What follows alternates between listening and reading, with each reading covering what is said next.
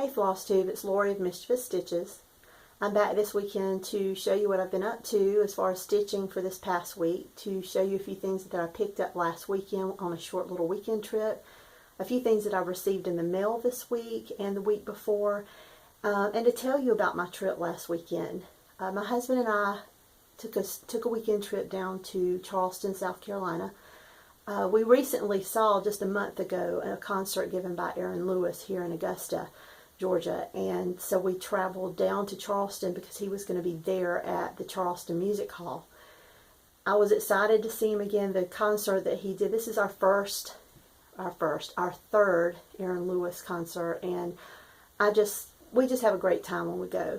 And knowing that he was going to be in Charleston, even though we had just saw one, I was excited because I love to visit Charleston. I love the history of that city, and there were several things that touristy type things that we had not done since we were children on school field trips. So we took a ferry out to Fort Sumter and visited Patriots Point. We did a lot of walking downtown, the Battery. I actually went to the museum, which was just a block over from the music hall. So we left for the concert a little early on Friday so that I could take the time to visit the Charleston Museum. The Charleston Museum at this time has they have a textile exhibit, but they did not have a sampler exhibit, so it was clothing that was on exhibit at this time, and they rotate those exhibits like most museums do. There were a few of the samplers that actually were on display there, and I got to see them. Of course, the ones on display were stitched by young ladies there that lived in Charleston back in the day. And I was able to, some were in the display case and some were in drawers that were just, I guess you would call them display drawers, because it was still covered with plexiglass. And I enjoyed just walking through the museum. There were so many other things, of course, that I had never seen before that I found interesting. There were several things that it was needlework supplies, sewing kits, sewing boxes, that kind of thing. And while there, I had seen online when I was looking up the information, and here's the little bag that I got at the museum. They do have a website that I will link below. They had a couple of kits downstairs in the museum, which is where you first come in, and there's just a small little shop there. They had a book, and it's called This Have I Done, and it's the samplers and embroideries from the Charleston Museum in the Low Country, and this is the book. And of course it has pictures of all the samplers that they have on hand there at that museum. And many of them are not currently on display. So it gives you lots of nice pictures and gives you a lot of information about the pieces.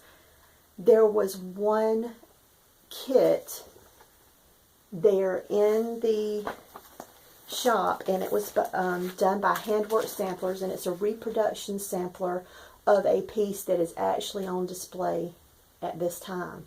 And this is the Elizabeth Mattis sampler. And it's done on ivory, 35 count ivory linen, 220 stitches by 240, 1/2. And of course it's a kit, like I said, linen and thread. Very few colors, and I picked this up. And let me see if I can get to the verse.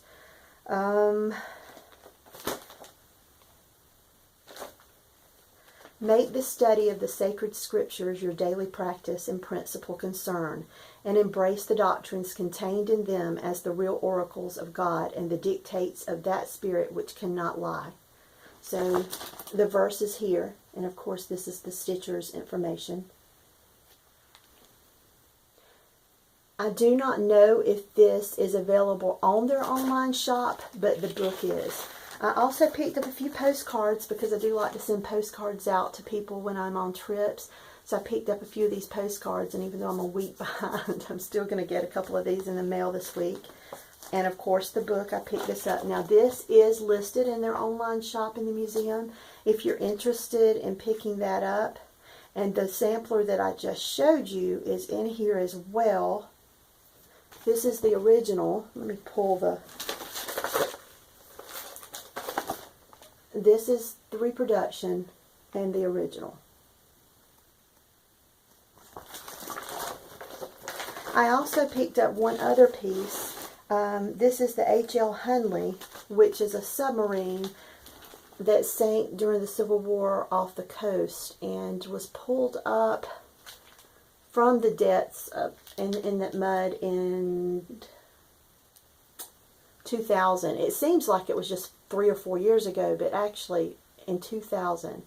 So it's still being preserved. It's not on display, but there's a reproduction of this submarine that sits outside the museum.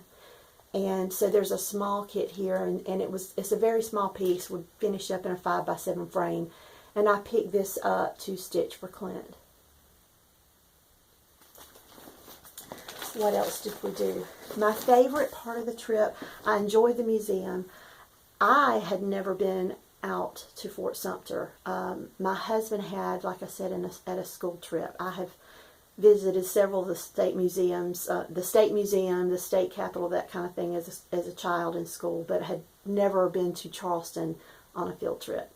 And so this was my first time, and I enjoyed that, but my favorite thing that I did down there was go to the Charleston tea plantation, and it is on Wadmalaw Island, which is not too far. I'd say maybe 30 minutes from downtown Charleston. And there's, of course, a history behind that place. We took a trolley there. We took a trolley through the tea fields, and it is the only tea garden in America. There are tea gardens in China, in Asia, in South America, in India, but there are no tea plantations that I believe that's what they boast there, so I'm going by what they're saying, of anywhere else in America. So I come home with several teas, and we took a trolley around that area through their fields, through their tea plants, through their greenhouse, and learned a little bit about the history of that place, and I found it very interesting. Come home with teas. We also toured the tea production area where they bring the clippings in to wither the tea and to prep it for sale. So I wish I had brought some of the tea up here, but it's called American Classic Tea. There's several different flavors, but there are like maybe 5, 6 flavors. And I just really, that was my favorite thing that we did in addition to the concert, was to tour that tea plantation. So if you're ever down that way, give them a look. I don't think you'll be disappointed if you like history of a place. Now, as far as my stitching this week, I've continued to work on Susan Rambo. I've got a stack here. I've continued to work on Susan Rambo. And I am still loving her, but I needed a slight break. So I took her off the Q-snaps this morning. So later this evening, I'm going to make a new start with some friends, and I'll get to that in a minute. But as far as Susan, this is the pattern picture again. And I'm going to show you where I'm at. And I didn't realize how much I'd gotten done until I took her off the Q-snaps. And once again, this is 28 count 2/2. So, of course, it would be smaller if you did it on 40 count. I just want to make sure you understand that when you see the size of this girl so far.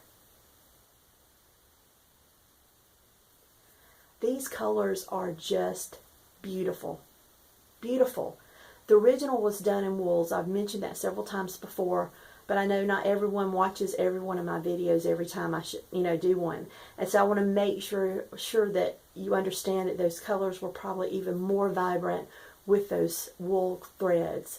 But where I worked this week was did a couple of flowers on this side here, and then I popped over back on this side and someone told me this was a Scottish thistle. I don't know if that's true or not, but I finished this piece up here, and then there's this cute little butterfly with bright red eyes.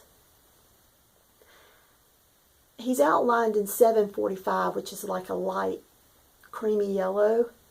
I can see it without problem without the light from the window shining right on it. So it looks a little washed out here, but In normal lighting it is not. And I finished this flower, and I had this one finished last night. It just didn't look right. And I will say it was like 2 a.m. I had a rough work week. We went out for dinner last night, and I had a few cups of coffee. I had too many and could not go to sleep last night. So my fault, but it worked out for my cross stitching because I stayed up pretty late stitching. But I got it completed, and for the most part, this particular flower was symmetrical, and it didn't look like it right. And I had left one row of the yellow center, which threw the size smaller, and that's what I was picking up on. So that's where I left it at last night. I had ripped out those stitches, and I will put them back in at some point today before I make the start.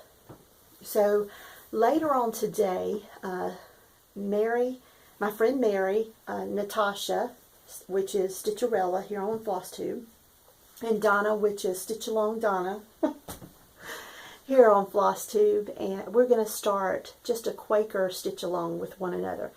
I ended up, Donna and I are going to work on the Rose Quaker by Sticky Dean von der Weichenberg. I've had it in my stash for a while. It's just different. Let me grab the threads. I pulled most of them today or last night, and of course, you know, Stitcher's Law, there's 2 DMCs that I did not have in my my little bobbin cases. So here are the different shades of pink and peach, burgundy, just all shades of pink and red. And I pulled these. I'm missing 2. I'm going to go into town a little later. We're going to meet my parents for dinner, and I'm going to stop by Hobby Lobby and pick up the 2 that I don't have. So I have these. And I made a little bit of a start because later on we're going to start it around 8 o'clock tonight. We're going to sit and do a virtual stitch together. And I didn't want to try and start this piece with those girls and the laughter and the craziness that ensues when we get together. I anticipated having a huge error somewhere in my start. So I'm going to grab what I've started this morning. Close up. Okay. And this is what I started, my small start. And this is about an hour of work. This is 40 count lamb's wool. And I'm using 1 strand over 1. And this is the top left-hand corner. So this is as much as I got started on it today. And like I said, that was just because I did not want to start this and get distracted this evening and have to rip out over 1 stitching because I'm laughing and not paying attention to what I'm doing. So starting it early was the best way to get around that. So I'm looking forward to that. And then I will be visiting with them at the end of the month. We've planned a weekend with each other. An overnight Stitchers weekend. We always have a great time. This is like the 3rd time we've done this. And it's been a while since we've done it. And I'm really looking forward to it. So last time we got together, we did a lot of, what I told them this week was instead of stitch-alongs, we did a lot of stash-alongs. We're on our phones, you know, you stitch for a while and you just want to sit back and rest, you know, lay your needlework down, and that means you pick up your phone and you're Instagramming, you're finding things you might want to look, you know, and you end up buying. So we ended up on Beth Twist's site. We're buying some of her patterns. We're buying patterns for future stitch-alongs with one another. And so in preparation, let me stop right there. So we ended up buying the Time and Season sampler and starting that as a stitch-along at our last little get-together. And I have finished that piece. We also started the Leeds House, I think it's Leeds House by Rosewood Manor. I have not finished that piece. So in addition to the one we're starting tonight, this week we all ordered this piece. And I was showing it to them, and one thing led to another, and we're all doing it. So this is a Sampler Cove Midnight in the Garden. This is the fabric that I have chosen to do it on. It is 40 count Country Mocha Newcastle linen. I will show you my threads in a minute. And Jan Hicks does not know this, but she recently showed some of her whips, and she showed a Sampler Cove piece, which led me to the Sampler Cove site, which led me to buying this piece because I find it so interesting. So I'm looking for threads for this piece. Everyone talks about Victorian Motto, Nancy Turner, and so I go online and I'm looking through her things. I do not own any of her threads. I decided to take the plunge, so I ordered Bewitching Spells, these threads here. I am just amazed. She also sent a small skein just as a gift from purchasing from her. I love these colors. I love the feel of these threads, and I bought one of her samplers, and it is here somewhere. Oh my goodness. You know what? I think it's downstairs. I think I took it to work with me so I could take a look at the sampler pattern itself. Anyway, I ordered one of her samplers from her online shop. I found her on eBay, and I ordered one of her patterns. That is a bird, and it appears to have lots of shades of blue, navy, blue, navy blue, green in the pattern. And I bought these threads to do my own conversion to her sampler with this. So I'll show them in another video. But I'm very impressed, and her customer service was just on point. On point. Within minutes of me placing the order, I get an email. Love it. Love it. So when it came to me and the girls, I call them my giggles because that's what we do. We giggle when we're together, so I call them my giggles. So when the giggles and I decided to do this piece, I wanted to order the threads through Nancy. And I ended up going online and finding these. They're two different dye lots for the same color. They're called Flow Blue. One is light and one is dark. And they look the same here. They're not. Let me see if you can see better on this side. Okay. I'll just describe them to you. The light is here and it has more gray to it. This is the dark, and it has more of a rich royal blue, not a navy blue, lighter than the navy blue. The light, it looks like blue, but it's more of a navy, not navy, a gray, I'm sorry, a gray. But I'm going to use these two threads to do this piece on this fabric. And I will start that at the end of the month when I get together with those giggles for the weekend. So I have that. I had this grand plan before my Jacob gets home. Well, Jacob will be coming home soon. I don't have an exact date, but I'm prepping for it. I'm excited he's coming home. It has almost been 15 months since I was able to throw my arms around my son. So I'm very much looking forward to seeing him, and I plan on starting to repaint his room this weekend. I want to do his room in a patriotic theme. His walls are already gray, but I'm going to lighten them up, add some blue, some pops of red, and I picked up this pattern to do, and I'm not sure that I like it. I love the little soldier. I'm probably just going to pick out elements that I do like, because there's several elements I like. That it has Liberty, the 1776. I love the eagle here. Love those. I don't like the look of this and this wording, but I love it says here, it just says, "Give me liberty or give me death, Patrick Henry, 1775. And I think I want to incorporate this wording, this quote from Patrick Henry, and modify this sampler to suit what I want more. I already have this fabric. I got 28 count summer khaki to do this on.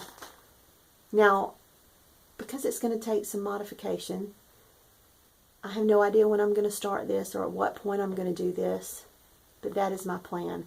I have my grandfather's military pictures. He was in the U.S. Navy. I don't know, I don't have a picture of Clint's grandfather, but he was also in the U.S. Navy.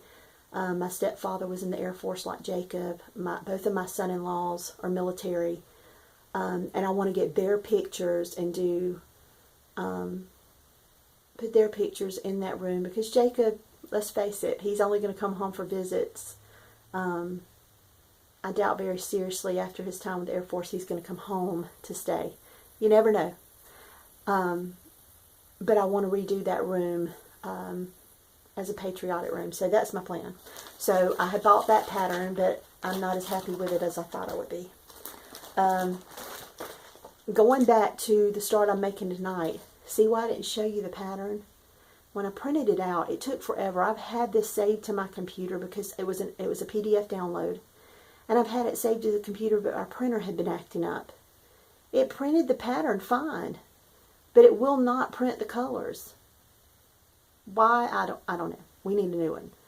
So I went ahead once we decided to do this and just printed it. So I was happy to see that the pattern itself printed correctly, but the color.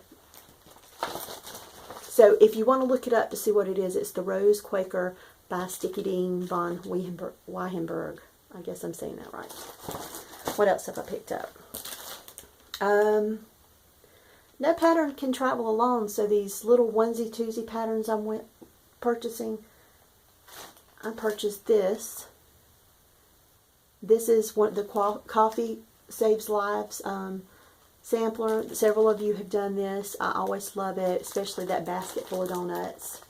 I bought this piece of fabric for something else.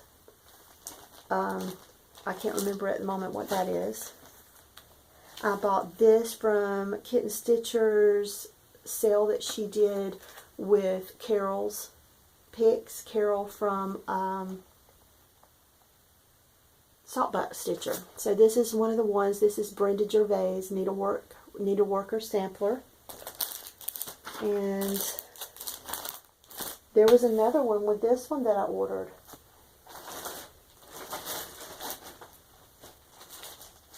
I have no clue. Oh, I do. That one is also downstairs in my work bag.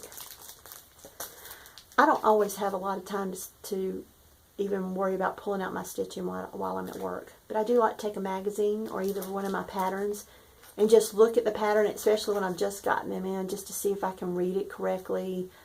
The overlap lines, take a look at those, because some have them, some don't, that kind of thing. And one more piece of haul. I ordered this. This is Whispered by the Wind Friendship Quilt 5. It's this and that.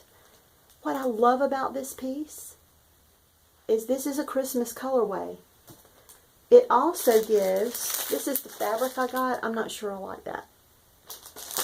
It is 28 count summer khaki, and I got Jobelin because it's a quilt pattern. I wanted my stitches really nice and even, and not, I didn't want them to have the uneven look that we normally have sometimes with linen. So I got a Jobelin. And this pattern also gives you the colors, the shade, the DMC colors, to do color conversions for the different seasons. So you've got, this is, what do they call in this one? Bowl of Cherries. And then you've got Old Glory, which is patriotic colors. Grapevine, which is greens, purples, and whites. Fallen Leaves, which is the olive greens, the orange rust, the burgundies, which of course is fall, and tea roses, which I would think would be more of a spring colors with the like mint greens and pinks and things.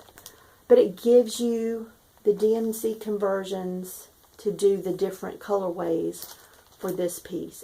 I want to do the Christmas, but I don't think this is the correct one. This would be more for the Fallen Leaves, not for Christmas. So I'm going to need to get a different piece of fabric for this one. And I think that's it. I've not been crocheting this week at all. I did a couple of baskets on my trip last week and put them up on my Instagram, and I sold one of those, but no crocheting this week. Last week I did get a question about these pictures here, so I'm going to bring you closer. Maybe. Can you see this better? Someone asked me if it was a painting or whatever. No, it is some old, I think it's Ladies' Home Journal. Yes.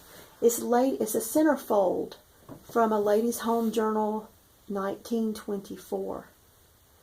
And it is called The Wedding Party, I believe. So I'm going to see if I can get you a little closer. I'm going to take you off of...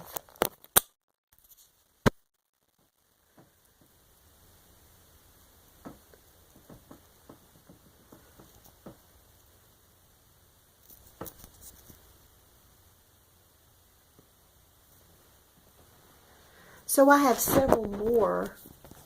I found those in a thrift shop, already framed. And it wasn't just Ladies' Home Journal. Some were from the McCall magazines that had the patterns for the clothing in them. I have a few hanging up in my bathroom of those sketches for to sketch what the patterns were going to be. I really like the look of them. There were a couple from the Ladies' Home Journal. I have another, it's a poem, and it's called Corruptible, that I have framed over here in the corner, and it's a black and white, but it is Art Deco, and I really like the look of the Art Deco as well. So 20s, 30s, 40s, those are my time periods I like the most. So I'm really drawn to those pictures. So just wanted to point those out. I don't think someone else asked me to do a tour of my walls in here, and I do have some pieces up. My stitching is primarily here that I do have framed, and some straight in front of me behind the TV. What is behind the TV is mostly things that I have shown in previous videos that I have stitched since I started doing Flosstube. And I may do a room, not necessarily a room tour, but a wall tour. But I do have some other pieces I need to put up, so when I'll do that, I'm not sure. But I would like to show you, like this wall here. I have an idea of putting up the lavender and lace dream catcher, and it's an American Indian girl with lots of beautiful beadwork.